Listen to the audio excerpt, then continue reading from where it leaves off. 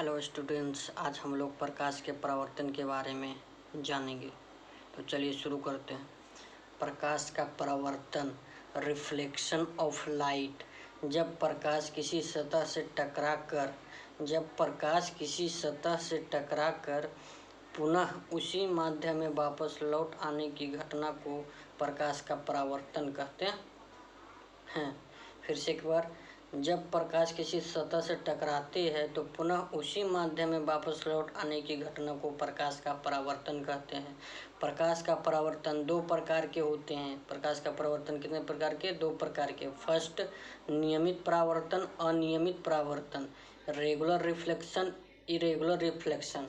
तो नियमित परावर्तन किसे कहते हैं? जब प्रकाश की किरणें किसी चिकनी सतह से टकराती है, जब प्रकाश की किरणें किसी चिकनी सतह से टकराती है और उसका पूरा प्रकाश का परावर्तन हो जाता है तो उसे प्रकाश का नियमित परावर्तन कहा जाता है।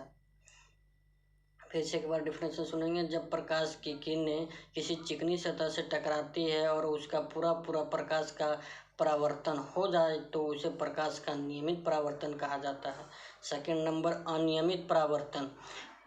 जब प्रकाश की किरणें किसी खुरदरी सतह से टकराती है, यानी कि छिछली सतह, जब प्रकाश की किरणें किसी खुरदरी सतह से टकराती है तो यह सतह कुछ किरणों का अवशोषण करती है, जिसे अनियमित प्रकाश का परावर्तन कहा जाता है।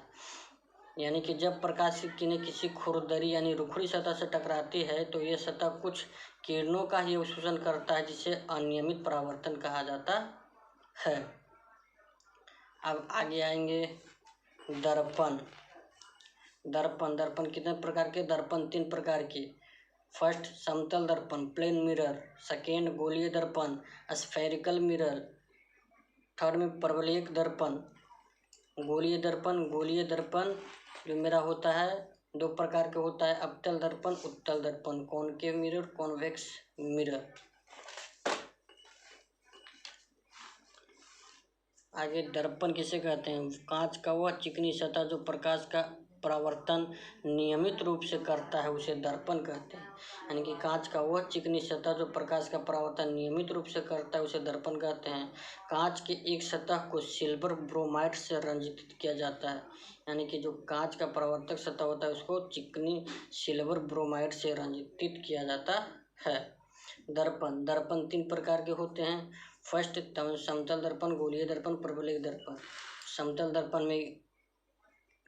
दर्पण का डेफिनेशन, वैसा दर्पण जिसका परावर्तक सतह समतल हो यानी कि प्लेन हो। वैसा दर्पण जिसका परावर्तक सतह समतल हो वो समतल दर्पण कहलाता है।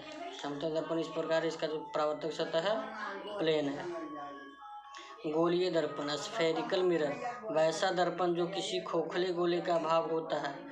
वैसा दर्पण जो किसी खोखले गोले का भाग होता है तथा जिसका एक सतह रंजित किया हुआ होता है वह गोलीय दर्पण कहलाता है। यानी कि वैसा दर्पण जो किसी खोखले गोले का तो भाग होता है लेकिन जो उसका एक सतह होता है रंजित यानी कि रंगा हुआ होता है, किससे? सिल्वर ब्रोमाइड से, वह गोलीय दर्पण कहलाता है।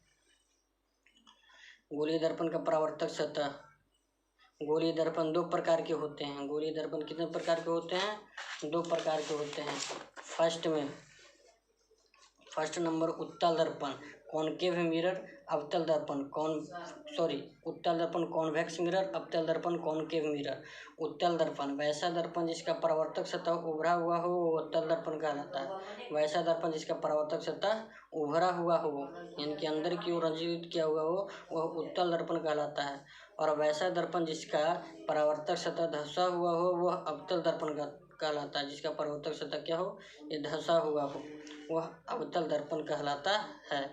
परवलयिक दर्पण, ये हमको 12th क्लास में पढ़ना है। तो वैसा दर्पण जो पूर्णतः गोल नहीं हो वह परवलयिक दर्पण कहलाता है।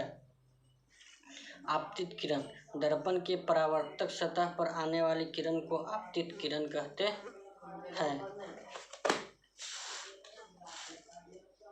और परावर्तित किरण, रे ऑफ रिफ्रैक्शन, दर्पण के परावर्तक सतह से टकराकर उसी माध्यम में वापस लौट आने वाली किरण को परावर्तित किरण कहते हैं।